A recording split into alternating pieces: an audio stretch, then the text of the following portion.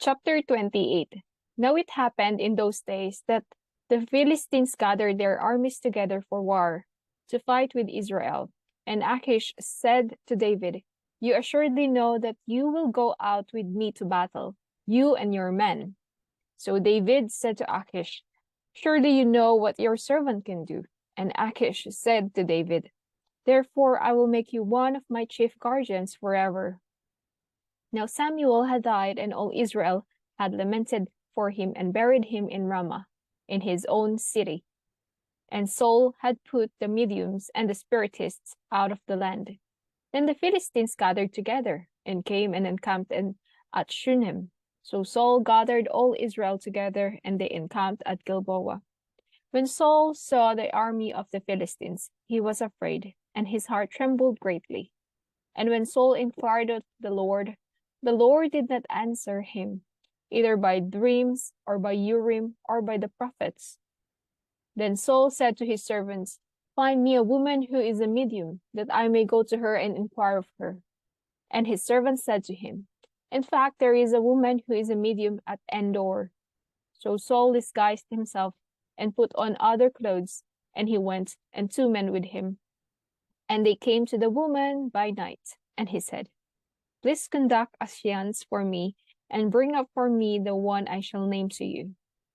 Then the woman said to him, "Look, you know what Saul has done, how he has cut off the mediums and the spiritists from the land. Why then do you lay a snare for my life, to cause me to die?" And Saul swore to her by the Lord, saying, "As the Lord lives, no punishment shall come upon you for this thing." Then the woman said, "Whom shall I bring up for you?" And he said, "Bring up Samuel for me." When the woman saw Samuel, she cried out with a loud voice, and the woman spoke to Saul, saying, "Why have you deceived me? For you are Saul."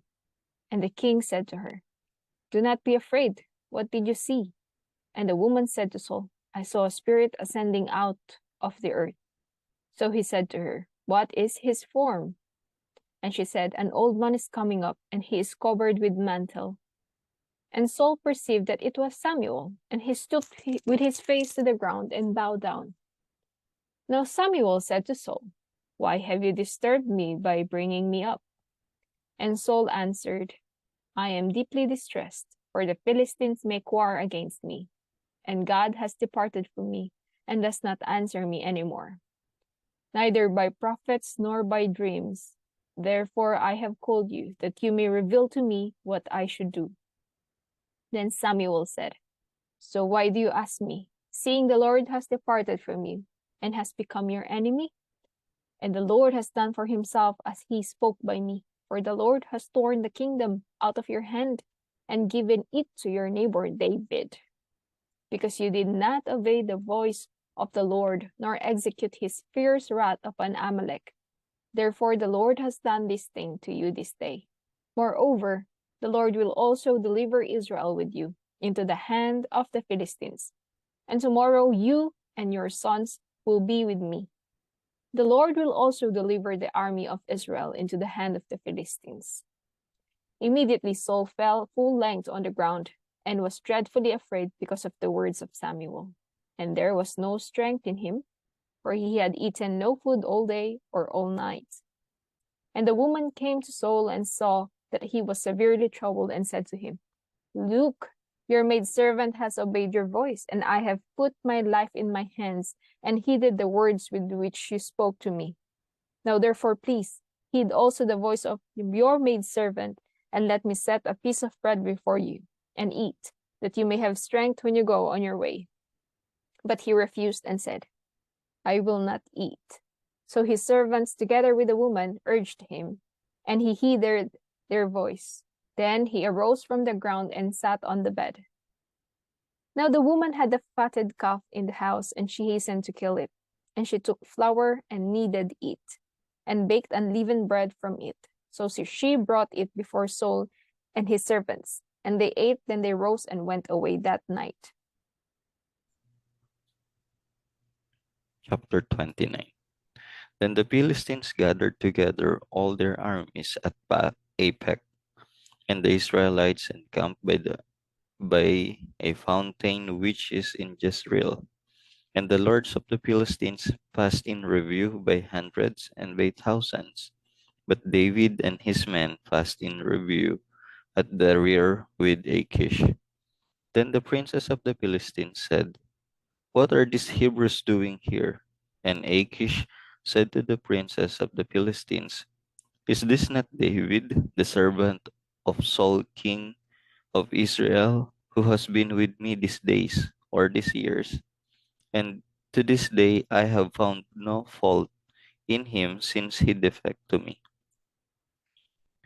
But the princes of the Philistines were angry with him. So the princes of the Philistines said to him, "Make his fellow return, that he may go back to the place which you have appointed for him, and do not let him go down with us to the battle, lest in the battle he became our adversary. For with what could he reconcile himself to his master, if not with the heads of these men? Is this not David, of whom they sang to one another in dances, saying, Saul has slain his thousands, and David his 10,000s? Then Achish called David and said to him, "Surely, as the Lord lives, you have been upright, and your going out and your coming in with me in the army is good in my sight. For to this day I have not found evil in you since the day you are coming to me. Nevertheless, the Lords do not favor you. Therefore, return now and go in peace, that you may not displease the lords of the Philistines." So David said to Achish, "But what have I done? And to this day, what have you found in your servant as long as I have been with you, that I may not go and fight against the enemies of my lord the king?"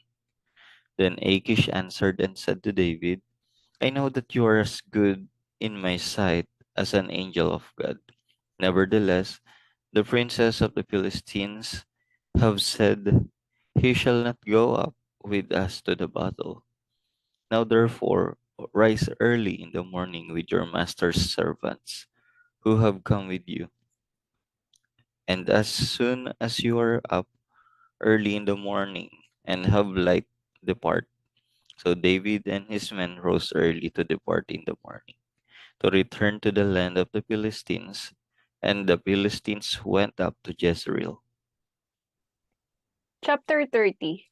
Now it happened when David and his men came to Ziklag on the third day that the Amalekites had invaded the south, and Ziklag attacked Ziklag and burned it with fire, and had taken captive the women and those who were there, from small to great. They did not kill anyone, but carried them away and went their way. So David and his men came to the city, and there it was, burned with fire, and their wives, their sons, and their daughters had been taken captive. Then David and the people who were with him lifted up their voices and wept until they had no more power to weep. And David's two wives, Ahinoam the Jezreelites and Abigail the widow of Nabal the Carmelite, had been taken captive. Now David was greatly distressed, for the people spoke of stoning him, because the soul of all the people was grieved, every man for his sons and his daughters. But David strengthened himself in the Lord his God. Then David said to Abiathar the priest, Ahimelech's sons, "Please bring the ephod here to me." And Abiathar brought the ephod to David. So David inquired of the Lord, saying, "Shall I pursue this troop? Shall I overtake them?" And he answered him, "Pursue, for you shall surely overtake them, and without fail recover all." So David went, he and the 600 men who were with him, and came to the brooks Besor, where those stayed who were left behind. But David pursued, he and 400 men, for 200 stayed behind, who were so weary that they could not cross the brook Besor. Then they found an Egyptian in the field and brought him to David. And they gave him bread and he ate. And they let him drink water. And they gave him a piece of cake of figs and 2 clusters of raisins. So when he had eaten, his strength came back to him, for he had eaten no bread nor drunk water for 3 days and 3 nights. Then David said to him, "To whom do you belong, and where are you from?" And he said, "I am a young man from Egypt, servant of an Amalekite, and my master left me behind, because 3 days ago I fell sick. We made an invasion of the southern area of the Cherethites, in the territory which belongs to Judah, and of the southern area of Caleb, and we burned Ziklag with fire." And David said to him, "Can you take me down to this troop?" So he said, "Swear to me by God that you will neither kill me nor deliver me into the hands of my master, and I will take you down to this troop." And when he had brought him down, there they were, spread out over all the land, eating and drinking and dancing, because of all the great spoil which they had taken from the land of the Philistines and from the land of Judah. Then David attacked them from twilight until the evening of the next day. Not a man of them escaped, except 400 young men who rode on camels and fled.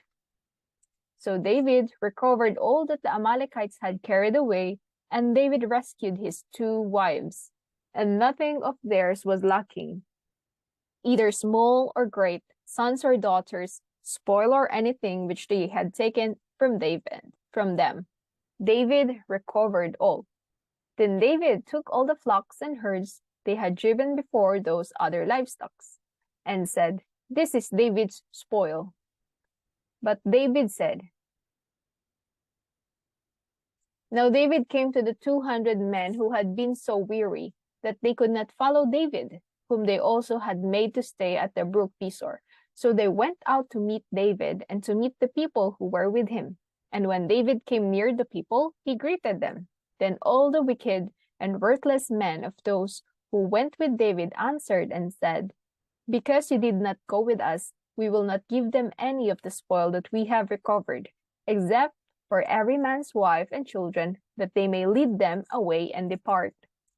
But David said, "My brethren, you shall not do so with what the Lord has given us, who has preserved us and delivered into our hand the troop that came against us.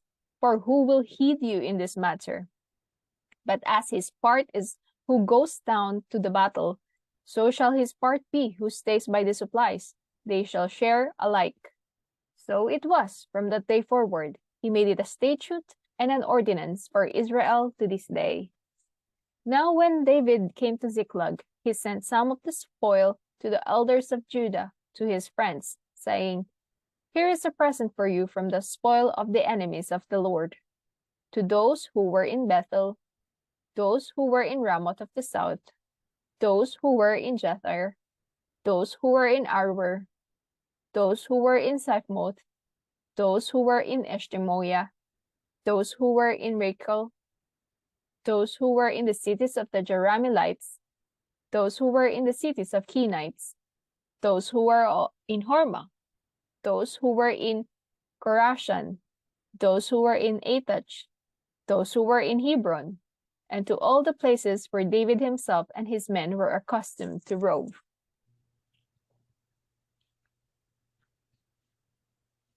Chapter 31. Now the Philistines fought against Israel, and the men of Israel fled from before the Philistines, and fell slain on Mount Gilboa. Then the Philistines followed hard after Saul and his sons, and the Philistines killed Jonathan, Abinadab, and Malchishua, Saul's sons. The battle became fierce against Saul. The archers hit him, and he was severely wounded by the archers. Then Saul said to his armor bearer, "Draw your sword, and thrust me through with it, lest these uncircumcised men come and thrust me through and abuse me." But his armor bearer would not, for he was greatly afraid. Therefore Saul took a sword and fell on it. And when his armor bearer saw that Saul was dead, he also fell on his sword and died with him. So Saul, his 3 sons, his armor bearer, and all his men died together that same day. And when the men of Israel who were on the other side of the valley and those who were on the other side of Jordan saw that the men of Israel had fled, and that Saul and his sons were dead, they forsook the cities and fled, and the Philistines came and dwelt in them.